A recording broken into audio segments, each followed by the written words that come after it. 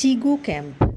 আমরা এসেছি চিগু ক্যাম্পে একটি দিনের অভিজ্ঞতা অর্জন করার জন্য। শুধু অভিজ্ঞতা কেন বলবো, এটি কেমন তা দেখে নিজের চোখকে সার্থক করার জন্য।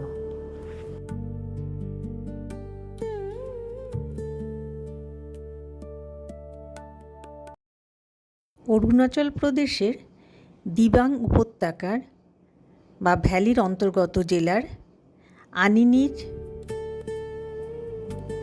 কাছে অবস্থিত আচেশো গ্রামে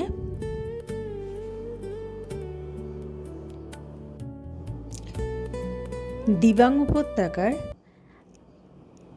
আনিনি জেলার আচেশো গ্রামে অবস্থিত চিগু ক্যাম্প।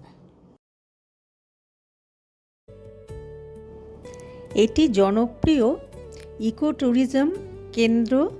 স্থানীয় ইদু মিশমি উপজাতির সংস্কৃতি এবং প্রকৃতির সান্নিধ্য পেতে পর্যটকদের কাছে অন্যতম আকর্ষণীয় কেন্দ্র হয়ে উঠেছে এই ক্যাম্পটি। এটি দিবাং নদীর উপত্যকায় ড্রি নদীর ধারে অবস্থিত।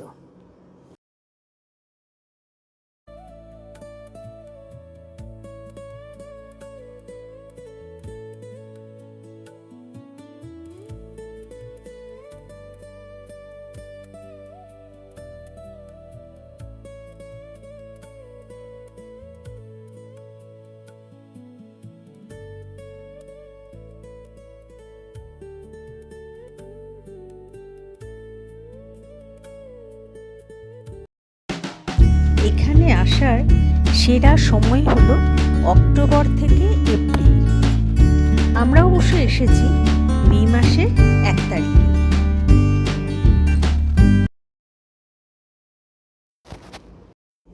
আমরা মে মাসের 1 তারিখে কলকাতা এয়ারপোর্ট থেকে ডিব্রুগড়ে এসে পৌঁছেছি। সেখানে গাড়িতে করে রোইংয়ে একদিন কাটিয়ে আনিনির উদ্দেশ্যে বেরিয়েছিলাম।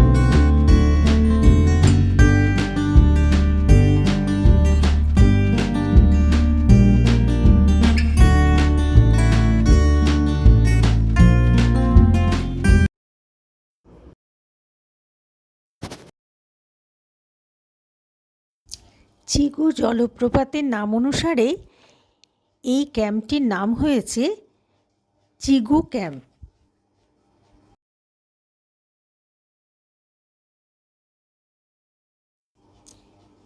এটি বেশ কস্টলি, একটু বেশি টাকা খরচা হবে এখানে। এই ক্যাম্পটি আনিনি শহর থেকে 50 কিলোমিটার দূরে অবস্থিত।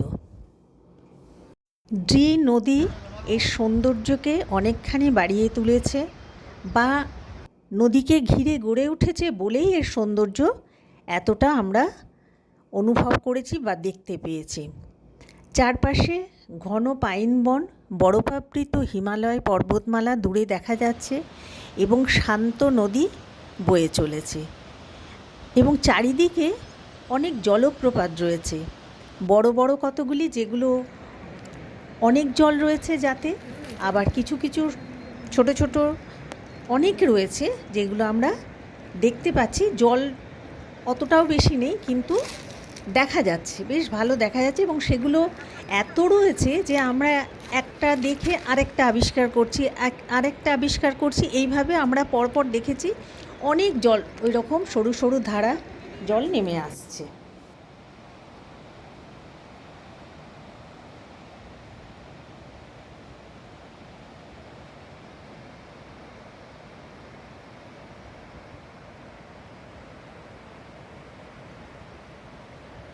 রোইং থেকে আসার রাস্তাটি খুব যে সব জায়গায় ভালো ছিল তা না, এবং 2-3 দিন বৃষ্টি হওয়ার জন্য রাস্তাটা বেশ কাদা ছিল, তাতে গাড়ি চলতে একটু অসুবিধে হয়েছিল, এবং সেই কারণেই আমাদের চিগু ক্যাম্পে পৌঁছাতে অনেকটা দেরি হয়ে গিয়েছিল। সন্ধ্যা পেরিয়ে একটু রাতের দিকে চলে গিয়েছিল, মানে রাত্রি 9টা, এবং সেখানে রাত্রি 9টা মানে অনেকটা রাত।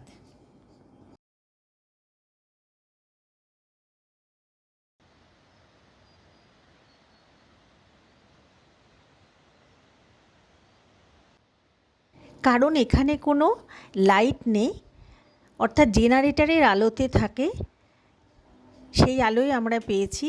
এবং সবথেকে যেটা বড় কথা সেটা হচ্ছে এখানে নেটওয়ার্কের কানেকশান নেই, অর্থাৎ কোনো রকম মোবাইল ফোন বা কোনো কিছু আমরা ব্যবহার করতে পারিনি বা পারবো না। এবং তার ফলেই আমাদের রাত্রিটা যেন মনে হয়েছিল তাড়াতাড়ি হয়ে গেছে এবং আমরা যথারীতি গিয়ে খাবার খেয়ে আমরা শুয়ে পড়েছিলাম। তখন এর চারিধারে প্রকৃতি আমরা খুব ভালোভাবে দেখতে পাইনি।